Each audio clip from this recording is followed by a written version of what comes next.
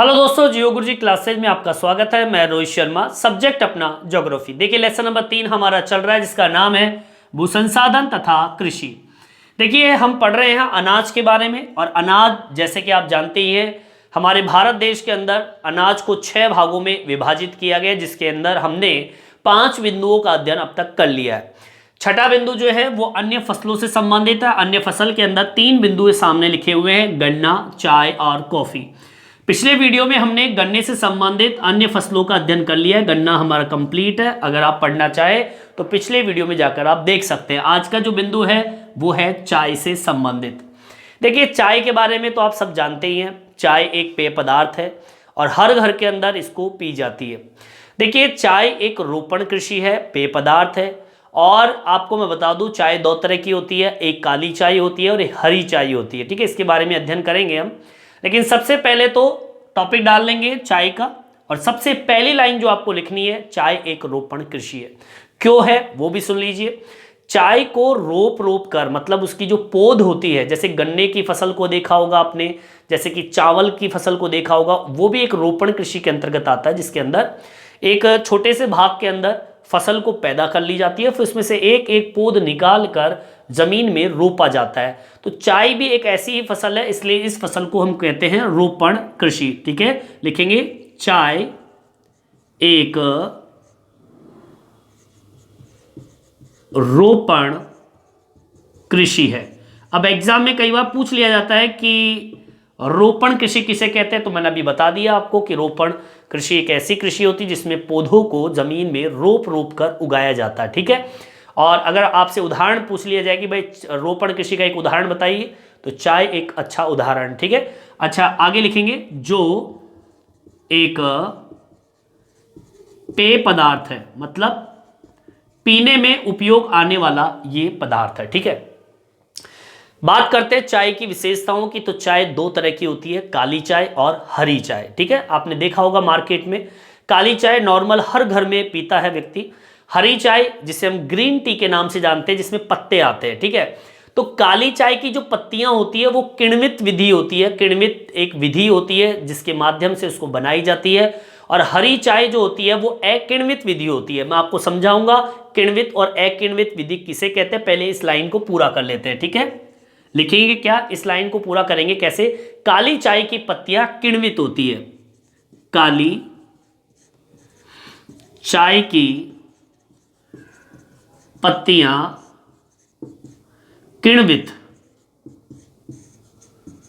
होती है, जबकि हरी चाय की पत्तियां अकिण्वित विधि होती है, अकिण्वित होती है। ये किण्वित और अकिण्वित का तात्पर्य समझ लीजिए। किण्वित और अकिण्वित एक विधि है। होता क्या है, आपने काली चाय देखी हुई। काली चाय कैसी होती है, काली चाय इस तरीके से आपके जो आपके घर में होती है, इस तरीके से काली चाय होती है, कलर उसका काला होता है। और हरी चाय कैसी होती है, पत्ते जैसी आकृति होती है। जैसे आपने ग्रीन टी देखी होगी, नीम के पत्ते जैसे सूख जाते हैं, वैसे ग्रीन टी का डब्बा आता है, उसमें हरे पत्ते की चाय होती है। ठीक है, अब इन दोनों में अंतर क्या होता है, देखो किण्वित विधि क्या होती है, ये है किण्वित विधि, और ये क्या है, पत्तियां जो है ये तो छोटी छोटी गोलियों की टाइप में होती है, और ये पत्तियों के रूप में होती है। ठीक है, ये होती है अकिण्वित। अब पूछोगे ये क्या होता है, सुन लीजिए। किण्वित विधि में होता है कि जैसे मान लीजिए पत्तियां पौधों से तोड़ी जाती है, फिर उसको सुखाई जाती है कृत्रिम रूप से, और उस पर भाप दिया जाता है। ठीक है, पानी का भाप दिया जाता है और ताप दिया जाता है, जिससे क्या होता है कि जो पत्तियां होती है बहुत ही कोमल होती है, जो सिकुड़ जाती है, और इतनी सिकुड़ जाती है बिल्कुल इस तरीके से हो जाती है, छोटी छोटी, जो आप मार्केट से लेके आते हो, आप जो घर में पीते हो, और उसको पर जब ताप दिया जाता है तो वो सूख जाती है और काली पड़ जाती है। तो ये जो विधि है कि ताप देना, भाप देना, फिर इस तरीके से उसको भाप से उसे गर्म करना, फिर वो सिकुड़ना, ये जो प्रक्रिया है इसे बोलते हैं किण्वित विधि। अब अकिण्वित का मतलब होता है जिसमें पत्तियों को किसी भी प्रकार का ना तो ताप दिया जाता है, ना ही उसको भाप दिया जाता है, तो वो स्वतः ही अपने आप क्या हो जाती है, सूख जाती है। तो नीम के पत्ते जो होते हैं जैसे सूख जाते हैं, वैसे ही चाय के पत्ते सूख जाते हैं, और इसे हम बोलते हैं ग्रीन टी के नाम से इसको जानते हैं, जो मार्केट में काफी महंगी भी मिलती है। ठीक है, तो ये किण्वित विधि होती है, जी विधि के माध्यम से काली पड़ जाती है, गोली गोली टाइप में हो जाती है, बिल्कुल बारीक बारीक, और ये पत्ते के समान होती है, इसे ग्रीन टी के नाम से जानते हैं। ये किण्वित विधि होगी और ये अकिण्वित विधि होगी। अब आपके समझ में आ गया होगा किण्वित और अकिण्वित होता क्या है। ठीक है, चलिए आगे की ओर बढ़ते हैं। चलिए आगे बढ़ते हैं। देखिए चाय की पत्तियों में कई तरह के पदार्थ होते हैं, जैसे कि कैफीन होता है, टेफीन होता है। ठीक है, ये एक पदार्थ है, और आपको मैं बता दूं चाय मुख्यतः चीन का या चीन के जो पहाड़ी क्षेत्र है वहां की फसल मानी जाती है, क्योंकि सबसे ज्यादा अगर चाय कहीं पैदा होती है तो वो चीन में होती है। ठीक है, चलिए अगली लाइन लिखेंगे। चाय में एक पदार्थ होता है कैफीन। ठीक है, चाय की पत्तियों में लिखेंगे, चाय की पत्तियों में एक होता है कैफीन व एक होता है टेनिन। ठीक है, ये दो पदार्थ होते हैं जिससे नशा टाइप का आता है, देखते हैं ना, लत लग जाती है, वो इन्हीं की वजह से लगती है। चाय पीना नहीं चाहिए। कैफीन और टेनिन की प्रचुरता होती है, कि प्रचुरता पाई जाती है। ठीक है, अधिकतर चाय चीन के पहाड़ियों या पहाड़ी क्षेत्रों की फसल है। मुख्यतः तो चीन में ही पैदा होती है, भारत का दूसरा स्थान आता है। ठीक है, चलिए आगे की ओर बढ़ते हैं। देखिए आपकी जो चाय होती है वो कौन सी जलवायु में पैदा की जाती है और किस प्रकार की मिट्टी का उपयोग यहां पर होता है।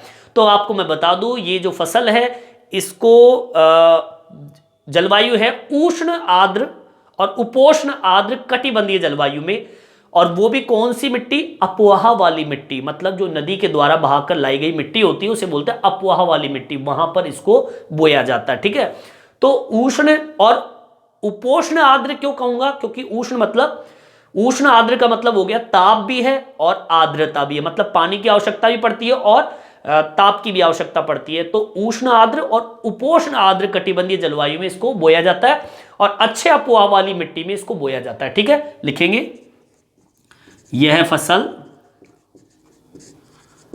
उष्ण आर्द्र व उपोष्ण आर्द्र जलवायु वाले क्षेत्रों व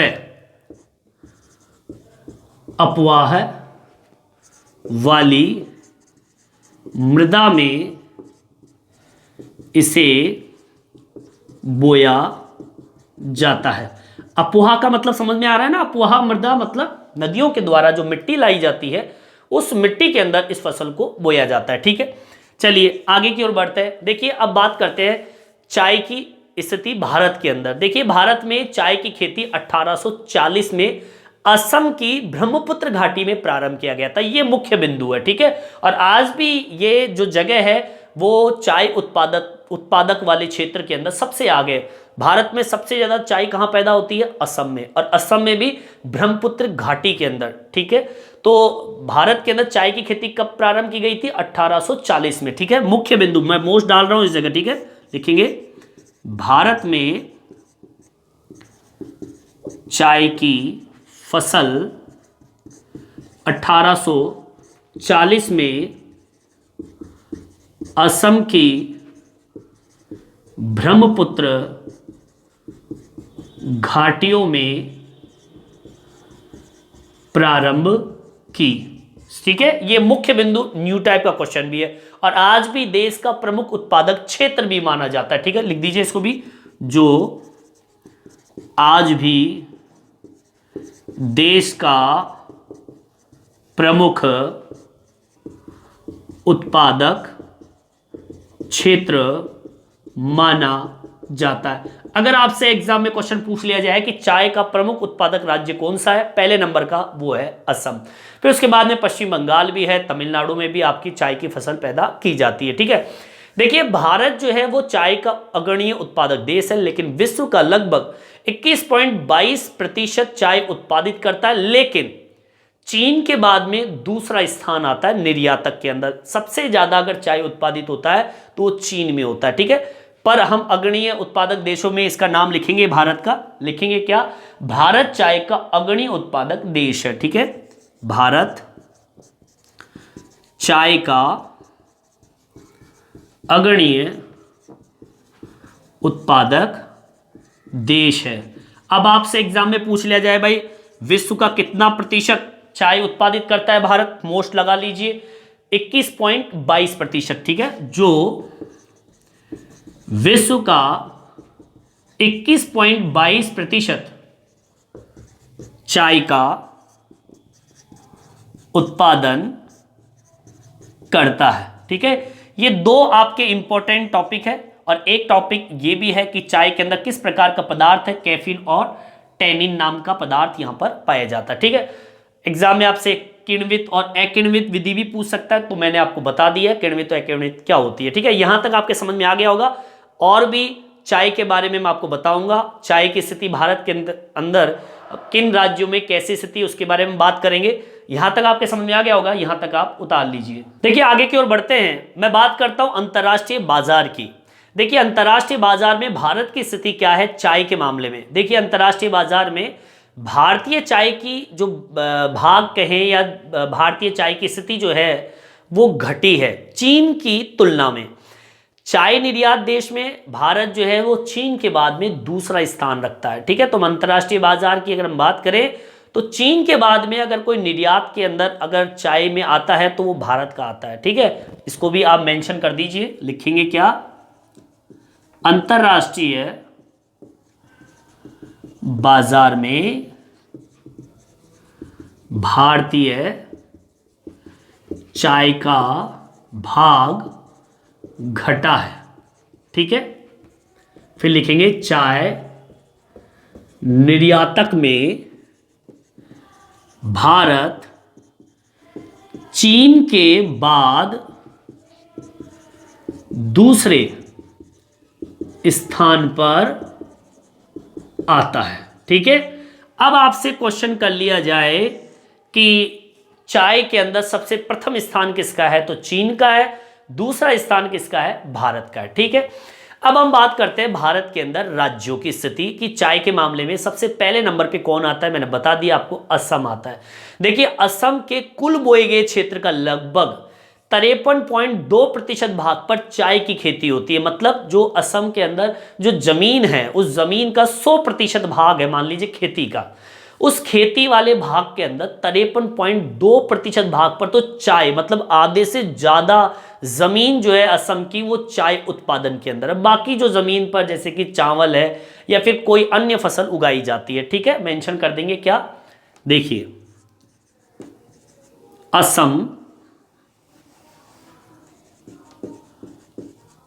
असम के कुल बोए गए क्षेत्र का लगभग, ठीक है, असम के कुल बोए गए क्षेत्र का लगभग 53.2% भाग पर चाय का उत्पादन होता है। मतलब सबसे ज्यादा अगर भारत में कहीं पे चाय पैदा होती है तो असम में होती है, ठीक है। इसके बाद में आता है पश्चिमी बंगाल का नाम, ठीक है। याद रहेगा कि भारत के अंदर असम के बाद में अगर कोई दूसरा स्थान रखता है चाय के अंदर तो वो पश्चिमी बंगाल है। अब पश्चिमी बंगाल के उप हिमालय भाग जो है जैसे कि दार्जिलिंग है, जलपाईगुड़ी है, ठीक है, यहां पर, इसके अलावा कुछ बिहार के जिले जो है वो चाय उत्पादन में आगे की ओर है, ठीक है। तो पश्चिम बंगाल के उप हिमालय क्षेत्र की बात करें, पश्चिम बंगाल के उप हिमालय क्षेत्र के पहला भाग दार्जिलिंग, ठीक है, दार्जिलिंग, दूसरा भाग है जलपाईगुड़ी, ठीक है, ये तो पश्चिम बंगाल, ठीक है। वे कुछ बिहार में चाय का उत्पादन अधिक है। ठीक है, यहां पर चाय का उत्पादन होता है, तो असम हो गया, पश्चिमी बंगाल हो गया। ठीक है, अब प्रमुख क्षेत्रों की बात कर ले जहां पर चाय का उत्पादन होता है। ये तो दो प्रमुख क्षेत्र हो गए, असम और पश्चिम बंगाल। ठीक है, तो सबसे पहले तो पश्चिम बंगाल लिख दीजिए, सॉरी असम। ठीक है, पहले असम लिखेंगे, असम पहले नंबर पे हो गया, फिर पश्चिमी बंगाल हो गया, और एक भाग और है, वो है क्या बोलते हैं उसको, तमिलनाडु। ठीक है, तमिलनाडु। ठीक है, तो इस तरीके से आपका ये चाय का बिंदु कंप्लीट होता है। आपके समझ में आ गया होगा, यहीं पे टॉपिक कंप्लीट होता है। नेक्स्ट वीडियो में हम पढ़ेंगे कॉफी के बारे में। ठीक है, इस वीडियो में इतना ही। ये वीडियो आपको कैसा लगा कमेंट्स करके जरूर बताएं, और मेरे चैनल को सब्सक्राइब जरूर से जरूर करें, जिससे नए नए वीडियो आप तक पहुंचा सकूं। धन्यवाद।